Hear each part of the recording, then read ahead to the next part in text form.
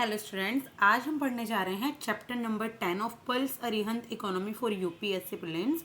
और आज हम पढ़ेंगे फाइनेंशियल रेगुलेटरी बॉडीज़ के बारे में। इससे पहले मैंने 9 चैप्टर्स की एक सीरीज़, एक प्लेलिस्ट बना दी है, आप जाकर मेरे चैनल पर देख सकते हैं। तो चलिए स्टार्ट करते हैं। सबसे पहले मैं फाइनेंशियल रेगुलेटरी बॉडीज़ का एक इंट्रोडक्शन आपको देती हूँ। तो देखिए, फाइनेंशियल रेगुलेटरी बॉडीज़ में यानी कि जो भी फाइनेंस से रिलेटेड जितनी भी आपकी जैसे आरबीआई है, सेबी है, ये जो भी रेगुलेट करता है जितनी भी कंपनीज को, वो सब होती हैं आपकी फाइनेंशियली रेगुलेटरी बॉडीज़। तो इसमें हम पढ़ेंगे सबसे पहले financial stability and development council के बारे में, यानी कि एफएसडीसी काउंसिल। वो काउंसिल जो आरबीआई, सेबी और आईएफएससी और इडबी इन सबको क्या करती है, रेगुलेट करती है। इसके बाद हम रिजर्व बैंक ऑफ इंडिया के बारे में बहुत डिटेल में पढ़ने वाले हैं, जिसमें ये फंक्शंस बताए जाएंगे आरबीआई के। आरबीआई सरप्लस ट्रांसफर क्या होता है, सब्सिडरीज ऑफ आरबीआई और assets and liabilities of RBI. इसके बाद हम पढ़ेंगे securities and exchange board of India, SEBI के बारे में काफ़ी डिटेल में कि इसकी पावर और फंक्शंस क्या क्या हैं। मार्केट इंफ्रास्ट्रक्चर इंस्टीट्यूशन क्या है।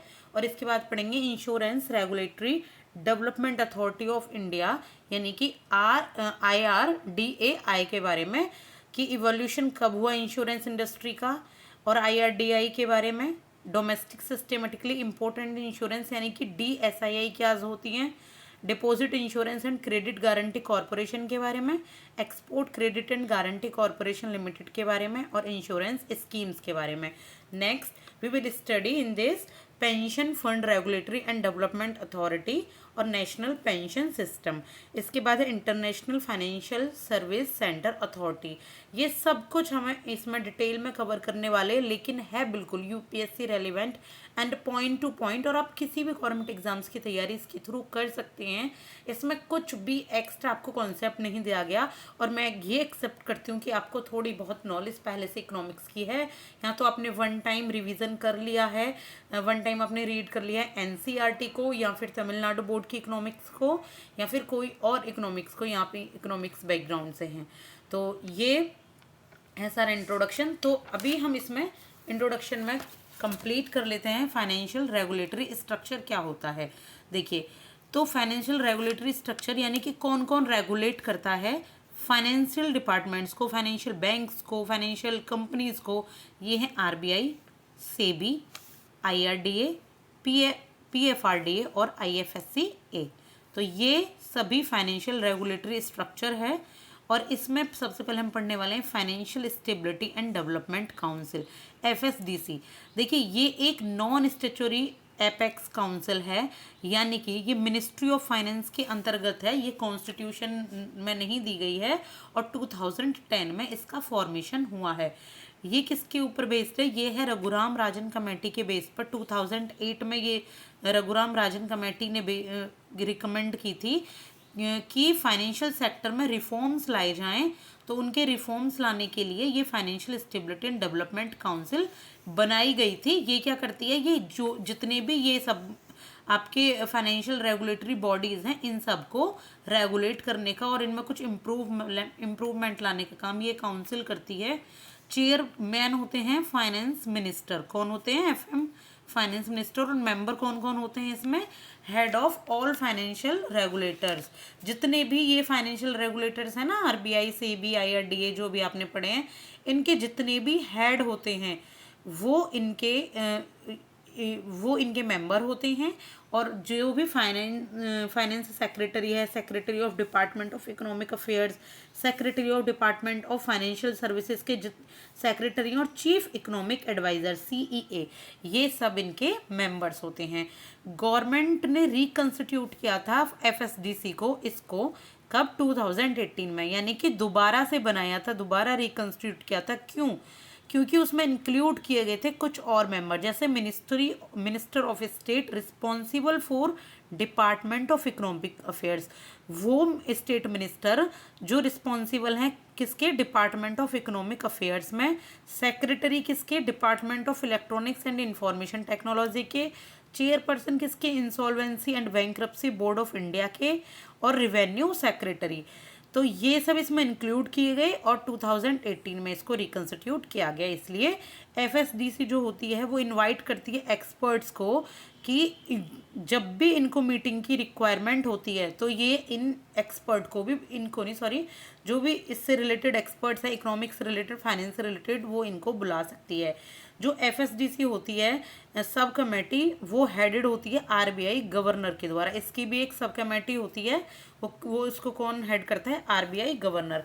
और फंक्शंस क्या हैं इसके? फंक्शंस हैं कि स्ट्रेंथन करती है और इंस्टीट्यूशनलाइज करती है किसको? कि जितनी भी फाइनेंशियल ये बॉडीज़ हैं, फाइनेंशियल रेगुलेटरी हैं, वो मेंटेन रहें, उनमें फाइनेंशियल स्टेबिलिटी रहें, अप एंड डाउन्स ना आए, और इनके बीच में कोऑर्डिनेशन बना रहे, इंटर रेगुलेटरी कोऑर्डिनेशन आपस में बना रहे, क्योंकि एक दूसरे के साथ से ही फाइनेंस में भी काम होता है ना, चाहे सेबी है, चाहे आरबीआई है, चाहे इरडा है, और फाइनेंशियल सेक्टर डेवलपमेंट का प्रमोशन हो। तो ये फंक्शन है किसका? Financial stability and development council का, एफएसडीसी का। इसके बाद हम पढ़ेंगे रिजर्व बैंक ऑफ इंडिया के बारे में। तो चलिए इसका मैं आपको इंट्रोडक्शन दे देती हूँ आरबीआई का। 1 सेकेंड, देखिए आरबीआई एस्टेब्लिश हुआ 1 अप्रैल 1935 को। कब हुआ? 1 अप्रैल 1935 को, under the reserve bank of India act 1934। याद रखिएगा, मैं पहले भी बता चुकी हूँ कि एक्ट आरबीआई का है 1934 में, लेकिन एस्टेब्लिशमेंट हुआ आरबीआई का 1935 में। एक्ट पहले आया, उस एक्ट के अकॉर्डिंग 1935 में आरबीआई का एस्टेब्लिशमेंट हुआ। और किसकी रिकमेंडेशन पर? Hilton young commission, very very important, Hilton young commission की रिकमेंडेशन पर ये फॉर्मेशन हुआ 1926 में। 1926 में हिल्टन यंग कमीशन ने रिकमेंडेशन दी थी कि आरबीआई खोला जाए, आरबीआई ओपन किया जाए या एस्टेब्लिश किया जाए। Royal commission on Indian currency and finance, जो कि थे royal commission on Indian currency and finance, Indian currency और फाइनेंस से रिलेटेड जो भी रॉयल कमीशन होता था, ये उसके अकॉर्डिंग डिसीजन लिया जाता था। तो ओरिजिनली ये एक प्राइवेट शेयर होल्डर बैंक था। क्या था? पहले ये एक प्राइवेट शेयर होल्डर बैंक था, लेकिन नेशनलाइज कर दिया गया था 1949 में। याद रखिएगा, आफ्टर इंडिपेंडेंस 1949 में ये नेशनलाइज कर दिया। पहले ये ब्रिटिश गवर्नमेंट के लिए वर्क करता था as a private share holder. RBI को फिर 100% गवर्नमेंट ऑफ इंडिया ने ऑक्युपाई कर लिया, ओन कर लिया। सेक्शन 7 ऑफ आरबीआई कहता है, सेक्शन 7 ऑफ आरबीआई एक्ट कहता है कि जो पावर होती है सेंट्रल गवर्नमेंट की, वो डायरेक्शन देती हैं आरबीआई को कि वो पब्लिक के इंटरेस्ट से जुड़े एक्शन ले पाए, पब्लिक के पैसे से जुड़े जो भी एक्शन है उनको आरबीआई ले पाए, आरबीआई गवर्नर से कंसल्टेशन के बाद। ये सेंट्रल गवर्नमेंट को पावर मिली होती है किससे? आरबीआई से, कि आपस में मिलकर ये ऐसे डिसीजन ले जिसमें पब्लिक का भला हो, पब्लिक का फाइनेंस से रिलेटेड प्रमोशन हो और इकोनॉमी ग्रो हो, इन्फ्लेशन कम हो। और आरबीआई के जो अफेयर्स होते हैं वो गवर्न किए जाते हैं सेंट्रल बोर्ड ऑफ डायरेक्टर्स के द्वारा। किसके द्वारा? सेंट्रल बोर्ड ऑफ डायरेक्टर्स के द्वारा। It is appointed by the government of India. Government of India इसको अपॉइंट करती है for a period of 4 years in keeping with the RBI act. RBI act को ध्यान में रखते हुए 4 साल के पीरियड में गवर्नमेंट ऑफ इंडिया किनको अपॉइंट करती है? सेंट्रल बोर्ड ऑफ डायरेक्टर को। तो ऑफिशियल डायरेक्टर्स कौन होते हैं? देखिए आरबीआई के फुल टाइम होते हैं governor and not more than 4 deputy governors. मतलब कि यहाँ पे गवर्नर होते हैं और 4 डिप्टी गवर्नर्स होते हैं, 4 से ज़्यादा नहीं होने चाहिए, जिनमें कि 2 आरबीआई से होते हैं और एक कमर्शियल बैंकर होता है और एक होता है इकोनॉमिस्ट। और इसके बाद नॉन ऑफिशियल कुछ डायरेक्टर्स होते हैं, 10 directors nominated by the government from various field.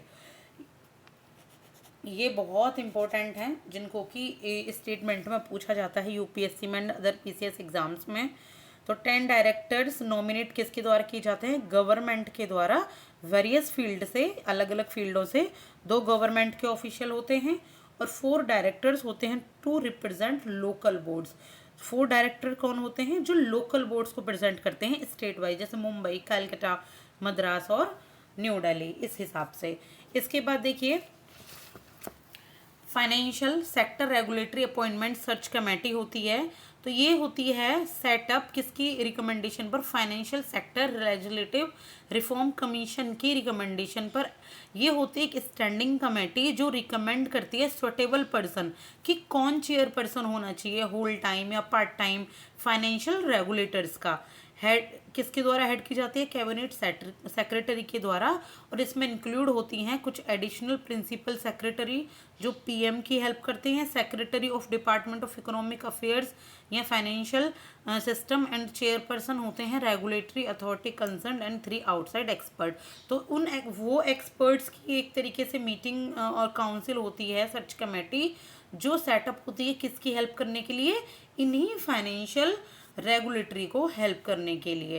तो ये है आपका आरबीआई और फाइनेंशियल रेगुलेटरी स्ट्रक्चर और इसका इंट्रोडक्शन। आगे मैं आपको फंक्शंस ऑफ आरबीआई डिस्क्राइब करूंगी। तो like and subscribe for more videos. Thank you so much.